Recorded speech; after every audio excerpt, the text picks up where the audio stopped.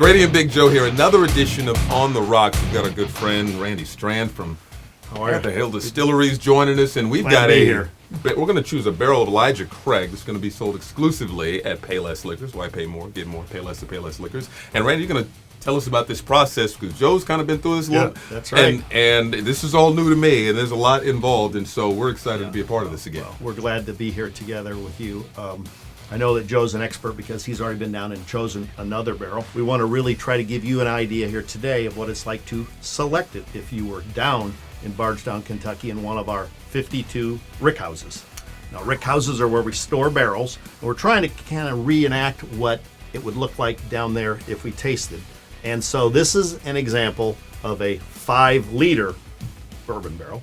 Okay. Imagine that down in Bardstown, they are 53 gallons or 200 liters. So this is the Grady version. At the Rick House, there's the Big Joe version of the barrel. Perfect parallel. Perfect parallel. So now we're going to imagine that we're picking out Elijah Craig. Okay. And if we're at Elijah Craig Distillery today, there would be probably 3 different barrels that you two would choose from. We do have 3 barrel samples that were pulled from the distillery, mailed up to me, and on them they say the date, they say the proof, and they say the rick house. So there's identification.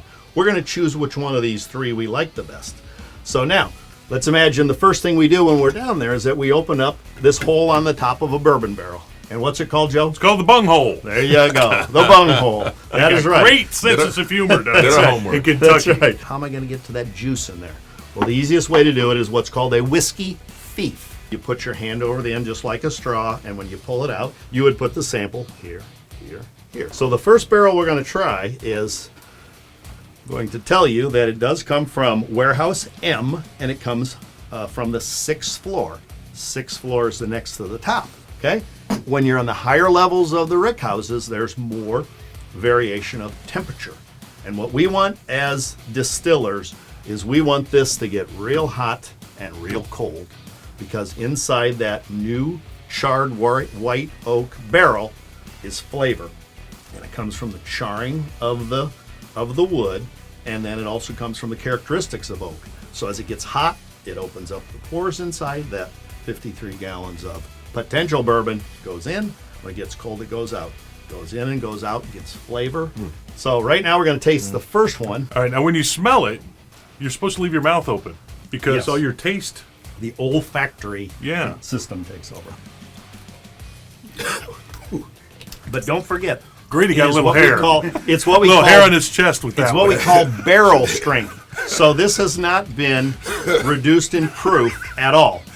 So let me just say it's in the 140 proof neighborhood. And it's also been in a barrel, imagine, for 12 years. So Well, every time you say bunghole from here on out, it gets funnier. there you go. Oh, yeah, yeah. I think my hands are dirty because I'm smelling something weird. Well, that's not my job. I don't know. I can't comment about that. Now imagine we've got our second barrel, and we're going to pull the samples out of that.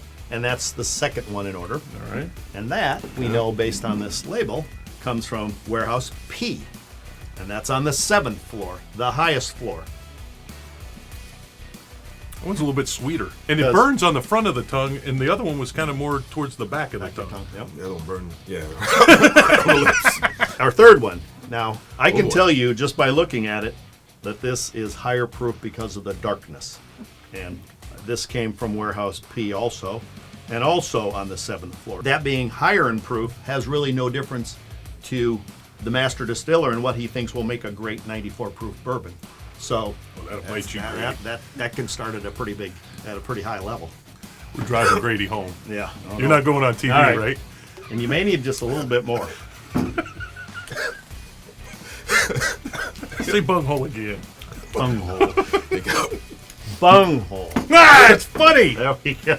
Growing hair everywhere today. There you go. Okay. I'll tell you that the first one that we tried, as he said, and that starts right now at 141.8 proof. The second sample is a little higher, 143.2 proof. And our final and highest proof was 168.7. Yeah. Wow. That Warehouse P stands for party. Read the disclaimer. But when it comes to you as consumers, and it comes to Payless, it comes in at 94 proof. Our good friends Liz, Charlie, and Linda at Payless. They will make the final decision on these 3 within the next week, and at that time, it will be available at Payless liquor stores, and I'll let you close with that. Thanks so much, Randy You're Strand, welcome. Heaven My Hill pleasure. Distillery. Appreciate you. Glad to be here. And this is fantastic. This is another edition of On the Rocks. We added some hair on our chest today. Baby.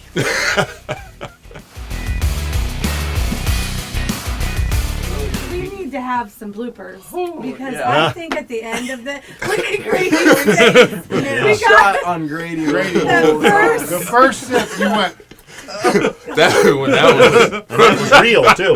that was as soon as it touched the lip, it Yeah. was. I think our job trying to hold that laughter was just we. Oh, I couldn't look at you anymore.